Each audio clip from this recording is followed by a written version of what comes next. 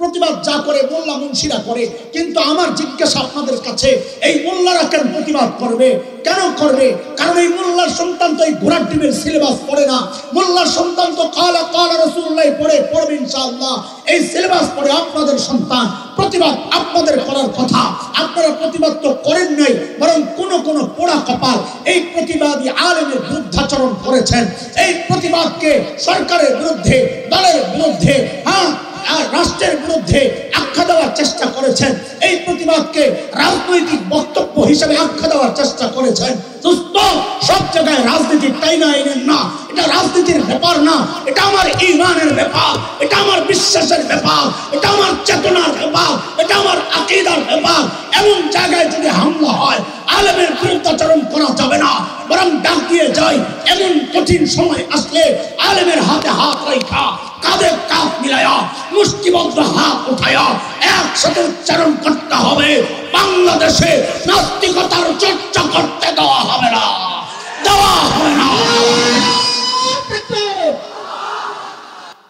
তো আল্লাহর কি হুকুম করলো? এই যে পিচ্চির কান্না থেমে গেছে। এখন তো হাই পাইছে সুযোগ, হুজুরে মারছে একটা খোসা। হুজুর দেখলেন তো জঙ্গি করে পিচ্চিরাও ভয় পায়। তো হুজুরে ব্যাকল মনে করছো তুমি? হুজুর ব্যাকল না, হুজুর তো সরল সোজা। আলেম কি হয় না? বোকা হয় না? আরে বলেন কথা, আলেম কি হয় না? যার সিনায় আসমানি আলেম আছে সে বোকা হয় না। বোকা তো সে যে আসমানি আলেম থেকে বঞ্চিত। আলেম সরল সোজা হয়, বোকা হয় না। যেই খালি কইছে হুজুর জঙ্গি করে দেখলে পিচ্চিরা অত ভয় পায়, দেখলেন তো আমার কাছে আইসে কান্না থাইমা গেছে। হুজুর আস্তে করে কয়ালাইছে, তোমার কাছে গিয়ে কান্না থামছে, তোমার আম্মা মনে করছে। কথাটা হাস্যরসের মধ্যে বলা, কিন্তু শয়তানের টার্গেট আসলে এমনটাই। ওয়ালা আমরান্নাহুম ফালা ইউগাইয়িরুন্না খালকাল্লাহ।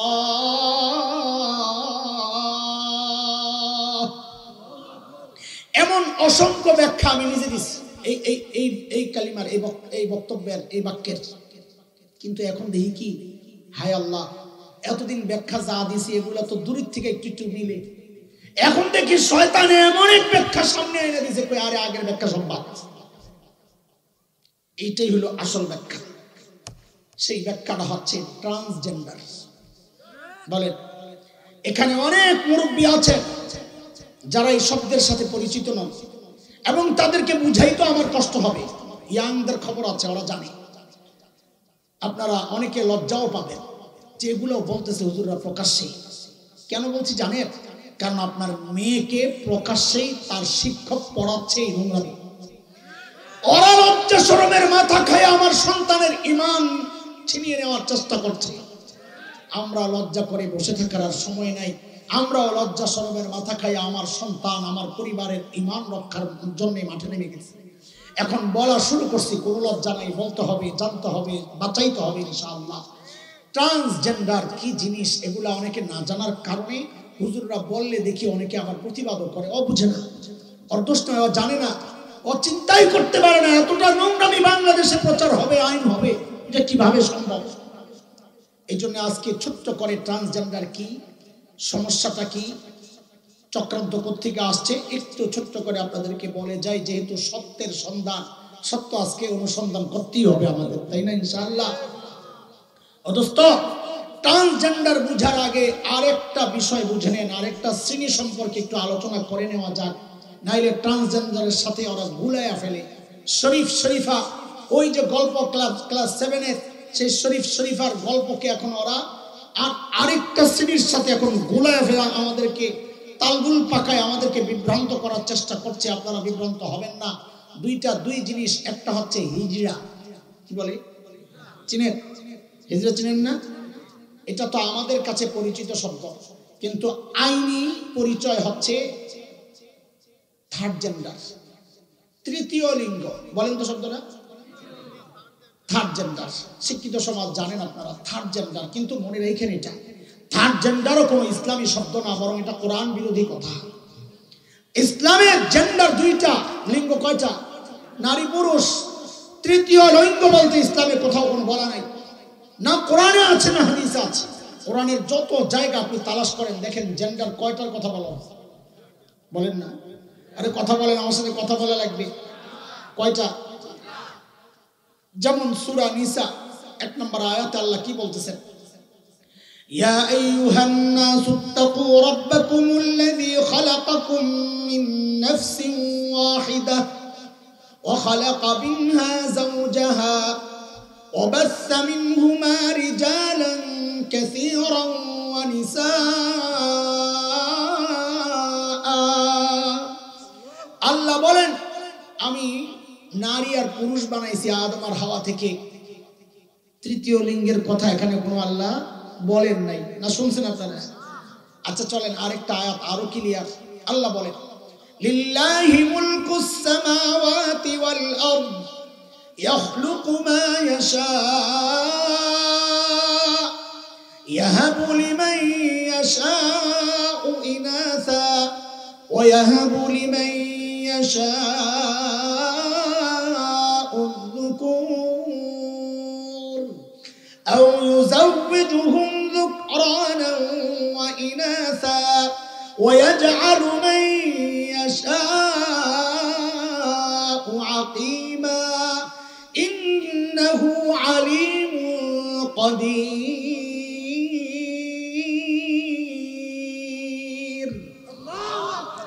আল্লাহ বলেন আমি যাকে চাই তাকে শুধু মেয়ে দিই। শুধু মাইয়ার বাপ আছে না একজন, আতোটা ওই যে দেখছেন শুধু মাইয়ার বাপের অভাব নাই। আচ্ছা রাখেন, আল্লাহ বলেন আমি যাকে চাই শুধু ছেলে দিই। শুধু ছেলের বাপ আছেন না, অভাব নাই। মাশাআল্লাহ, আপনার কয়টা গেল, কয় সূরত গেল? আল্লাহ বলেন আমি যাকে চাই তাকে ছেলেও দেই মেয়েও দেই। এইবার তো হাত বেশি উঠবো দেখা যায়। এই খোদা আমার লোকের সংখ্যা বেশি। কয় সূরত গেল? যাকে চান তাকে শুধু মেয়ে, যাকে চান তাকে শুধু, যাকে চান তাকে দুইটাই। আবার বলেন যাকে চাই তাকে কোনোটাই দেই না, আকিম রাখি বন্দা। কয় সূরত গেল? 4টা। এই যে 4টার কথা আল্লাহ বললেন, এক যাকে চাই তাকে শুধু ছেলে দেই মেয়ে দেই, যাকে চাই তাকে শুধু ছেলে দেই, যাকে চাই তাকে ছেলেও দেই মেয়েও দেই, যাকে চাই তাকে বন্দা রাখি, কিচ্ছুই দেই না। এই 4টার মধ্যে এক জায়গায় আল্লাহ বলেন নাই যাকে চাই তাকে আমি মিক্স দেই, অর্থাৎ তৃতীয় জেন্ডার, যে ছেলেও না মেয়েও না। বলছেন নাকি? এটা আমাদের তৈরি করা শব্দ, এই সমাজের তৈরি করা শব্দ। ফলে কি হয়েছে, ইসলাম থেকে যখনই আপনি একটু দূরে যাবেন আপনি নিজেও বিপদে পড়বেন এবং সমাজও বিপদে পড়বে। এর এক জ্বলন্ত প্রমাণ হচ্ছে এই থার্ড জেন্ডার বইলা 2 জেন্ডারের এই সমাজের মানুষ সিদ্ধান্ত নিল ওরা আলাদা, আমাদের শ্রেণীভুক্ত না, ওরা তৃতীয় বইলা যখন সরাইয়া দিলাম, ওদেরকে সমাজোচ্যুত করলাম। এখন ফলাফল কি? ওই থার্ড জেন্ডার তথাকথিত হিজড়ারা, এই হিজড়ারা তথাকথিত থার্ড জেন্ডারেরা ওরা রাস্তায় সংঘবদ্ধভাবে এখন চাঁদাবাজিতে নেমেছে। ওরা সংঘবদ্ধভাবে বিয়ে বাড়িতে যায়া জোরপূর্বক চাঁদা আদায় করছে। ওরা সংঘবদ্ধভাবে খতনা হয় যেই বাড়িতে ওখানে যায়া জোরপূর্বক চাঁদা আদায় করছে। ওরা সংঘবদ্ধভাবে নতুন বাচ্চা জন্ম নেওয়া ওই ঘরে যায়া জোরপূর্বক চাঁদা আদায় করছে। কেন করছে? এর জন্য এই সমাজ যাই। এই সমাজ যদি ইসলামের দেওয়া বিধান ওদের জন্য বাস্তবায়ন করত, ওরা রাস্তায় নামতো না। তার অধিকার ছিল, তারও মা বাবা সন্তান, সে তার মা বাবার স্নেহ পাওয়ার অধিকার ছিল, বাবার সম্পদের ভাগ পাওয়ার অধিকার ছিল, লেখাপড়ার অধিকার ছিল, সামাজিকভাবে সম্মানের সাথে বেঁচে ওঠার বেড়ে ওঠার অধিকার ছিল। আমরা তাকে অধিকার বঞ্চিত করে সমাজ থেকে যখন তাড়াইয়া দিছি, এখন সে রাস্তায় যাইয়া বাহিরে রাতের আন্ধারে এমন কোন অপরাধ নাই যেই অপরাধ সে করে না। এর জন্য ওরা যতটুকু দায়ী তার চেয়ে বেশি দায়ী এই সমাজের নষ্ট মানুষগুলো। আমি এমন কোন আনকমপ্লিট দিন গ্রহণ করি নাই যেই দিন হিজড়াদের ব্যাপারে কোনো বিধান আমাকে দেয়। আমার দিন আমাকে সব দিয়ে দিছে। নবী আলাইহিস সালাম বিধান দিয়ে দিয়েছেন, মেয়েদের মতো পেশাব করলে মেয়েদের বিধান তার জন্য, ছেলেদের মতো পেশাব করলে ছেলেদের বিধান তার জন্য। আরেকটা আছে, আমরা বলি খুনসা মুশকিলা, ছেলেও না মেয়েও না বোঝা যাচ্ছে না কোনটা, তার জন্য আলাদা বিধান আছে। আমার দিন, আমার শরিয়া ভেঙ্গে ভেঙ্গে ভেঙ্গে ভেঙ্গে সব বিধান প্রকাশ করেছে। আর এটা একটা অযৌক্তিক না, তৃতীয় লিঙ্গ একটা অযৌক্তিক না। আপনারা নিজেরাই বলেন, একটা বাচ্চা যদি চোখ ছাড়া জন্ম নেয়, জন্ম থেকে অন্ধ, তাকে কি আপনারা তৃতীয় লিঙ্গ বলবেন? বলেন। কি বলবেন? অঙ্গ প্রতিবন্ধী। কি বলবেন? বলেন কি বলবেন? আরে কথা বলেন। হাত ছাড়া জন্ম নিছে তারে কি বলবেন? প্রতিবন্ধী। কি বলবেন? পা ছাড়া জন্ম নিছে তারে কি বলবেন? প্রতিবন্ধী। তাহলে হিজড়া সে বিশেষ অঙ্গে ঝামেলা সহ জন্ম নিলে সে কেন হয়ে গেল তৃতীয় লিঙ্গ? সেও তো একটা প্রতিবন্ধী। অন্যান্য প্রতিবন্ধীর যে বিধান তার জন্য একই বিধান। শরীয়তে বিধান রাখছে, তো আপনি শরীয়ত মানবেন না তো সমস্যায় পড়বেন, নিজেও পড়বেন, সমাজকেও বিপদে ফেলবেন। কিন্তু হিজড়া বা তথাকথিত তৃতীয় লিঙ্গ, থার্ড জেন্ডার আর ট্রান্সজেন্ডার কিন্তু এক জিনিস না। ওরা আমাকে আপনাকে একটার প্যাকেট দেখায়া আরেকটা খাওয়াইতে চাইতেছে, ওইটাই বলছে আজকে প্যাকেট ছিল। এই প্যাকেটের নাম কি? থার্ড জেন্ডার, ভিতরে কি? ট্রান্সজেন্ডার। বলেন উপরে পোটলার নাম কি? বলেন ভিতরে জিনিস কি? কথা বলে না মানুষ। ট্রান্সজেন্ডার শব্দটা বলেন, বারবার বলেন, নাইলে আপনাকে বোঝানো যাবে না। বলেন প্যাকেটের উপরে কি লেখা? ওই যে ক্লাস 7 এর শরীফ শরীফা এখন ব্যাখ্যা দিচ্ছে, কয়টা তো থার্ড জেন্ডারের ব্যাপার, তাদের রাষ্ট্রীয় অধিকার আছে তো, আইন আছে তো তাদের জন্য। হ্যাঁ, উপরে লেখা থার্ড জেন্ডার, ভিতরে ট্রান্সজেন্ডার। বলে আপনারা কেমনে বুঝলেন? কারণ ট্রান্সজেন্ডার আর থার্ড জেন্ডারের পার্থক্য আছে। থার্ড জেন্ডার আমি বলছি ওদেরকে বোঝানোর জন্য, নাইলে আমরা বলবো হিজড়া। থার্ড জেন্ডার যে এটা হচ্ছে বায়োলজিক্যাল সমস্যা, শারীরিক সমস্যা এটা। আর ট্রান্সজেন্ডার মানসিক সমস্যা। দুইটাকে গুলায় ফেললে হবে না। তোমরা গুলাইতে পারো, আমরা উম্মতকে সত্যের সন্ধান কইরা পোটলা খুইলা ভিতরের জিনিস দেখায়া দিব যে তোমরা যা বলছো ভিতরে কিন্তু এক না।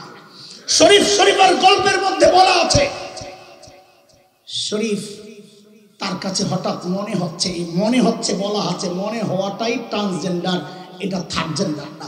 থার্ড জেন্ডারে মনে হবে না, থার্ড জেন্ডারে দেখা যাবে। বলেন থার্ড জেন্ডারে দেখা যাবে, সমস্যা মনে হবে না। এখানে একটা বিকৃত রুচি, যা আমার মনে হচ্ছে আমি ছেলেদের সাথে আমার মেলামেশা করতে ইচ্ছা করতেছে, এটা মনে হওয়ার ব্যাপার। এখন আপনারা একটু বুঝেন আল্লাহ বস্তির ট্রান্সজেন্ডার কি জিনিস। ইতিমধ্যে বুঝে গেছেন কিছুটা। একটা ছেলে ছেলে হয়ে জন্ম নিচ্ছে, বালেগ হইছে, এখন তার জৈবিক চাহিদা প্রকাশ পাচ্ছে। তার কাছে মনে হচ্ছে যে আমি মেয়ের সাথে আমার মেলামেশা না করে ছেলের সাথে মেলামেশা করতে মনে চাচ্ছে। এটা তার মস্তিষ্কের মধ্যে বিকৃতি আসছে, বিকৃত রুচির লক্ষণ। এটা রুচির দুর্ভিক্ষ দেখা দেয় বলে এখন নতুন শব্দ আসছে। এটা বিকৃত রুচির পরিচয়। তার এই বিকৃত রুচির চিকিৎসা করা দরকার। কিন্তু তার মানে এটা না, তাকে স্বীকৃতি দিয়ে দিতে হবে যে হ্যাঁ তোমার মনে হইলেই তুমি মেয়ে। ছেলে যদি মনে করে আমি মেয়ে তো বলে আমি। আপনারা বলছেন হুজুর এটা কি সম্ভব নাকি? হ্যাঁ, আমরাও তো বলি সম্ভব না, কিন্তু সব সম্ভব তো হয়ে যাচ্ছে। তাদের স্বীকৃতি দরকার। ইউরোপিয়ানরা, পশ্চিমারা ইতিমধ্যে স্বীকৃতি দিয়ে দিচ্ছে, এখন বাংলাদেশে ওদের স্বীকৃতি দরকার। স্বীকৃতির দুইটা লেভেল, একটা হচ্ছে সামাজিক স্বীকৃতি আর একটা আইনি স্বীকৃতি। মুসলমান বুঝেন ভালো করে কেন আমরা এতটা জোর দিয়ে এই কথাগুলো বলছি। একটা হচ্ছে সামাজিক স্বীকৃতি আর একটা হচ্ছে আইনি স্বীকৃতি। সামাজিক স্বীকৃতি ইতিমধ্যে তারা আদায় করে নিচ্ছে। বলে কেমনি? ওই যে হুচিবিন ইসলাম বগুড়ার ছেলেটা যে এখন পটর পটর করে টকশোতে আইসা স্মার্টলি কথা বলে, আমি বুঝেছি তাকে বেছে তারা জেনে শুনে বুঝেই তাকে নিয়োগ করেছে যেন সুন্দর করে সে কথা বলতে পারে। এই ছেলেটা নিজেকে মনে হচ্ছে মেয়ে, সে ভারতে যায় অস্ত্রোপচার করে প্রতিস্থাপন করে স্তন এবং নিচে কাটাকাটি করে সে এখন মেয়ে সাইজা এখন বলছে এটা আমার অধিকার, আমার মনে চাইছে আমি ছেলে থেকে মেয়ে হয়ে গেছি। সামাজিক স্বীকৃতিটা আদায় করেছে কেমনে? তারা সুকৌশলে প্রতারণার আশ্রয় নিয়ে মাননীয় প্রধানমন্ত্রীর সাথে তাকে সাক্ষাৎ করানো হয়েছে। আরে রাষ্ট্রের সর্বোচ্চ নির্বাহীর সাথে সাক্ষাৎ করা মানে হচ্ছে যারা তারা ইতিমধ্যে সামাজিক স্বীকৃতিটা আদায় করে নিচ্ছে। বলে এখন আইনি স্বীকৃতি। আপনি বলছেন আলহামদুলিল্লাহ, গতকাল যাত্রাবাড়ি মাদ্রাসায় পরশুদিন মাননীয় স্বরাষ্ট্রমন্ত্রী বলেছেন ইসলাম বিরোধী কোনো আইন হবে না, এই ট্রান্সজেন্ডারের আইন পাস হবে না। আমরা এমনটাই জানতে চাই, এমনটাই দেখতে চাই। কিন্তু আমরা আতঙ্কিত এই জন্যে গত 21 সেপ্টেম্বর 2023 একটা আইনের খসড়া তৈরি হয়েছে। নাম কি? ট্রান্সজেন্ডার অধিকার সংরক্ষণ আইন 2023। ট্রান্সজেন্ডার অধিকার সংরক্ষণ আইন 2023। এই নামে একটা আইনের খসড়া ইতিমধ্যে হয়েছে। অতীতের আমাদের শিক্ষা হচ্ছে কোন আইনের খসড়া যখন হয়ে যায়, একটু এদিক সেদিক করে আইনটা পাশ হয়ে যায়, এটাই অতীত থেকে আমরা দেখে আসছি। খসড়া যেহেতু হয়ে গেছে আমরা আতঙ্কিত, না জানি আইনটা পাশ হয়ে যায়। দোস্ত, এই জন্য আমরা এখন কথা বলা শুরু করেছি, কারণ আইন যদি পাশ হয়ে যায় প্রতিবাদ করা তখন কঠিন হয়ে যাবে, কারণ রাষ্ট্র আপনাকে গ্রেফতার করবে রাষ্ট্রের আইনের বিরুদ্ধে কথা বলার কারণে। এই জন্য আমরা আপনাদেরকে জানাতে চাই, জাগাইতে চাই, উঠাইতে চাই, সজাগ করতে চাই যে এখনই প্রতিবাদের সময়, একসাথে ফুঁসে উঠতে হবে। আমাদের হৃদয়ের কিছু ব্যথা আছে, আক্ষেপ আছে, আমাদের কিছু কষ্ট আছে। এটা আমি অভিযোগ বলবো না আপনাদের বিরুদ্ধে, বড় জোর অভিযোগ বলতে পারেন। গত বছর আমরা দেখেছি আমাদের সন্তানদের ঈমান ধ্বংসের একটা চক্রান্ত হয়েছিল। আমরা গর্বের পরিচয়, আমরা নবী আদমের সন্তান। ওরা চক্রান্তের মাধ্যমে ওই যে ডারউইনের থিওরি, ওরা বিজ্ঞানের নামে এই আবর্জনা আমার সিলেবাসে ঢুকায়া আমার সন্তানের দিল দিমাগের মধ্যে এই ভাইরাস ঢুকায়া দেওয়ার চেষ্টা করেছিল যে আমরা আদমের সন্তান না, আমরা বানরের সন্তান। আলহামদুলিল্লাহ, দেশের সজাগ ওলামায়ে কেরামের প্রতিবাদের মুখে মাননীয় প্রধানমন্ত্রীর সরাসরি হস্তক্ষেপের কারণে কুচক্রীরা পিছু হাঁটতে বাধ্য হয়েছিল। কিন্তু আমাদের কথা সেইটা না। আমরা অবাক বিস্ময়ে দেখেছি আপনারা তখনও চুপ ছিলেন, কেউ কথা বলছেন না। প্রতিবাদ যা করে মোল্লা মুন্সিরা করে, কিন্তু আমার জিজ্ঞাসা আপনাদের কাছে, এই মোল্লারা কেন প্রতিবাদ করবে? কেন করবে? কারণ এই মোল্লার সন্তান তো এই ঘোড়ার ডিমের সিলেবাস পড়ে না। মোল্লার সন্তান তো কালা কালা রাসূলুল্লাহ পড়বে ইনশাআল্লাহ। এই সিলেবাস পড়ে আপনাদের সন্তান। প্রতিবাদ আপনাদের করার কথা, আপনারা প্রতিবাদ তো করেন নাই, বরং কোন কোন পোড়া কপাল এই প্রতিবাদী আলেমের বিরুদ্ধাচরণ করেছেন। এই প্রতিবাদকে সরকারের বিরুদ্ধে, দলের বিরুদ্ধে, রাষ্ট্রের বিরুদ্ধে আখ্যা দেওয়ার চেষ্টা করেছেন। এই প্রতিবাদকে রাজনৈতিক বক্তব্য হিসেবে আখ্যা দেওয়ার চেষ্টা করেছেন। সব জায়গায় রাজনীতি টাইনা আইনের না, এটা রাজনীতির ব্যাপার না, এটা আমার ঈমানের ব্যাপার, এটা আমার বিশ্বাসের ব্যাপার, এটা আমার চেতনার ব্যাপার, এটা আমার আকীদার ব্যাপার। এমন জায়গায় যদি হামলা হয়, আলেমের বিরুদ্ধাচরণ করা যাবে না, বরং ডাক দিয়ে যায় এমন কঠিন সময় আসলে আলেমের হাতে হাত রাখা, কাঁধে কাঁধ মিলায়া, মুষ্টিবদ্ধ হাত উঠায়া একসাথে উচ্চারণ করতে হবে, বাংলাদেশে নাস্তিকতার চর্চা করতে দেওয়া হবে না, দেওয়া হবে না।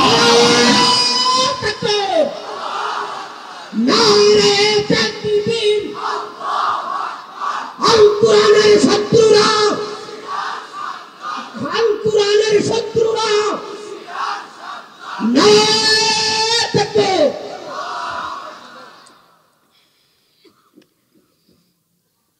এখন আপনারা বলবেন হুজুর ছেলে মেয়ে হয়ে তারা তারা যা করে করুক, সমস্যা নেই। তো একটু সমস্যাটাও বুঝেন।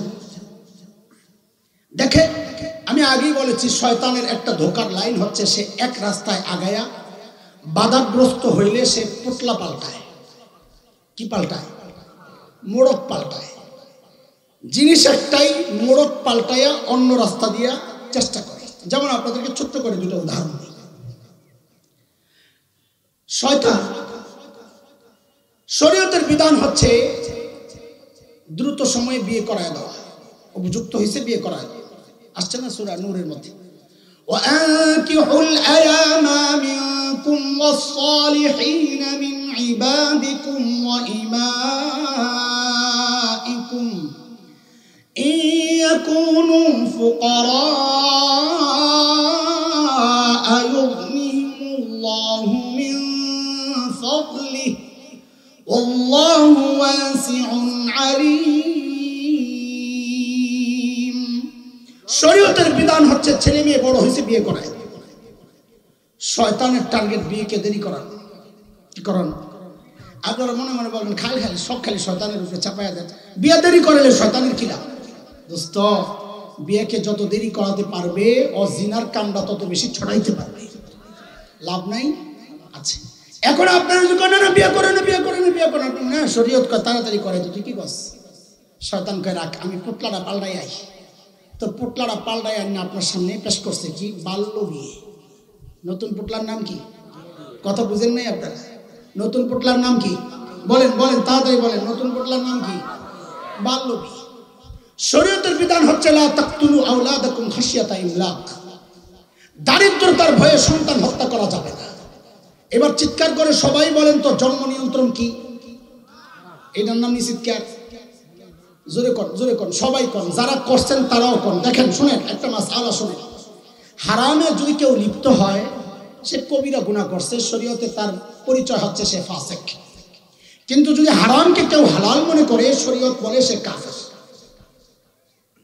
মুফতি সাহেব কথা কন না, হারামকে হালাল মনে করলে কাফের। এখন আপনারা যদি জন্ম নিয়ন্ত্রণ কেউ করেও থাকেন, কবিরা গুনাহ করছে, আল্লাহর কাছে মাফ চান, আল্লাহ চাইলে মাফ করে দিবেন। কিন্তু যদি হারামকে হারাম মনে না করে হালালই মনে করেন তাহলে কিন্তু ঈমান যাবে না। এই জন্য সবাই বলেন, করলেও বলেন না করলেও বলেন, ভবিষ্যতে ছেড়ে দিয়েছে। জোরে কোন জন্ম নিয়ন্ত্রণ কি? আরো জোরে, আরো জোরে। যারা করছে যেন হাগো কলিজায় যায় লাগে, এইরকম একটা চিল্লান দিয়া কোন তো জন্ম নিয়ন্ত্রণ কি? চিল্লানি আমার পছন্দ হইতেছে না। মানসিক দুর্বলতায় ভুগতেছেন আপনারা যে করছি এখন কেমনে কই হারাম। আল্লাহ সবাইকে মাফ করেন। শরীয়তের বিধান হচ্ছে জন্ম নিয়ন্ত্রণ হারাম। আপনাকে দিয়া স্লোগান দেওয়া এলাম, এই খবর শয়তানের নাই? শয়তানকে খাইছে মোল্লাই যেমনি স্লোগান দেওয়াইতেছে, এই কাম তো আর আমি করাইতাম না। তো বুদ্ধি বের করছে, আছে আমার কাছে রাস্তা, পোটলাটা পাল্টাই। এখন শয়তান আর জন্ম নিয়ন্ত্রণ কয় না, পোটলাটা পাল্টাই এখন নতুন নাম দিছে কি? সুখী পরিবার। কি নাম দিছে? কি আমি কি আজগুবি কথা কইতেছি না, সমাজের কথা। নতুন কি নাম দিছে? ভিতরে কিন্তু জিনিস একটাই। কি সেটা? জন্ম নিয়ন্ত্রণ। ভিতরের জিনিস কি? উপরের পোটলা পাল্টায় নতুন পোটলার নাম কি? এটা শয়তানের ধোকার একটা পদ্ধতি, আমি বুঝাচ্ছি আপনাদের। শয়তান হারামকে বাজারজাত করতে শোভনীয় করে দেখাবে, এটা আল্লাহ জানায়া দিয়েছেন সূরা হামিম আস-সাজদা 25 নম্বর আয়াত। শয়তানের ব্যাপারে আল্লাহ বলেন, ওয়াকাইয়াদনা লাহুম কুরানা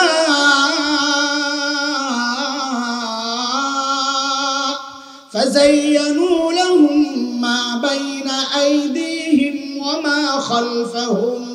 আল্লাহ কয় আমি যার উপর শয়তান চাপায়া দেই, শয়তান তখন ধোঁকা কেমনে দেয়? বলে হারামকে বাজারজাত করার জন্য হারামকে সে শোভনীয় করে দেখায়। মানে হইলো পোটলাটা পাল্টাইয়া সহনীয় করে দেখানোর চেষ্টা করে, যেন আপনি না বুঝে হারামে জড়াইয়া যান।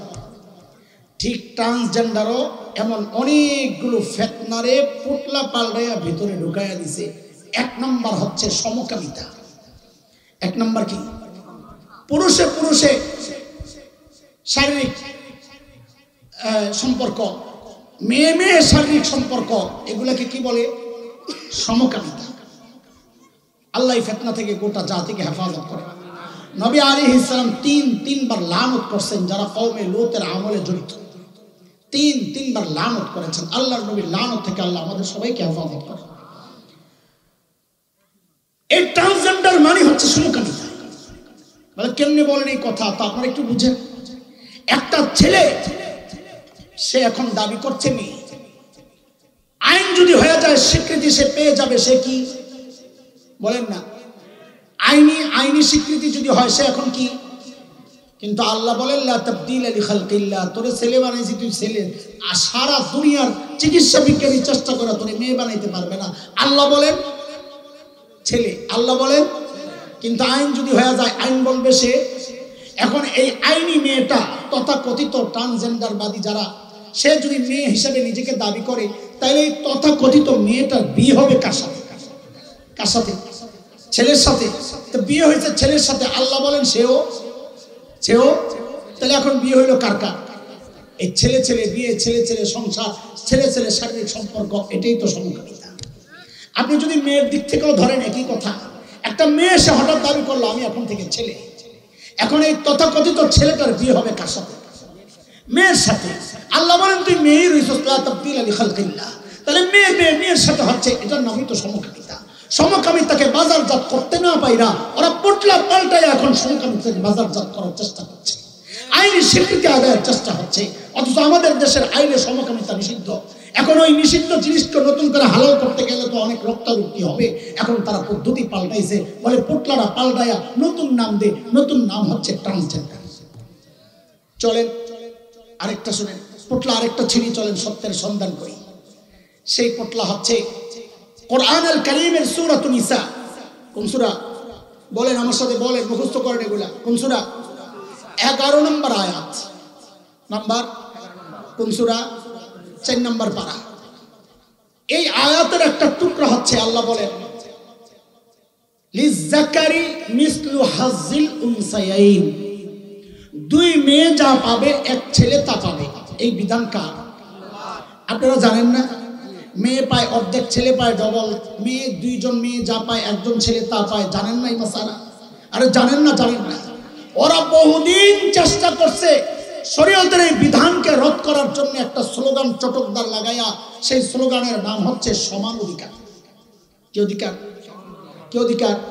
কিন্তু মোল্লাদের এই চিৎকার চেঁচামেচির কারণে ওরা বেশি সুবিধা করতে পারে না। ওদেরকে নানান ভাবে বুঝাইছে। আরে দিনদার মানুষ হযরত, কি বলবো, আমার এক মুসল্লি একদিন আমার আয়া কয় কি, হুজুর যাই বলেন না এই বিধানটা না আমার কেমন কেমন জানি লাগে।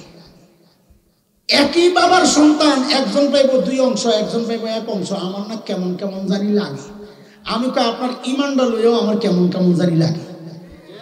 কারণ আল্লাহ আল্লাহ রাসূলের সিদ্ধান্ত আসার পর কোনো কেমন কেমন নাই। কোরআনে আসছে না সূরা আহজাবে, মা কানা লিমুমিনিন ওয়ালা মুমিনাহ ইযা কাদাল্লাহু ওয়া রাসূলুহু আমরা আন ইয়াকুনা লাহুমুল খিয়ারাতু মিন আমরিহিম।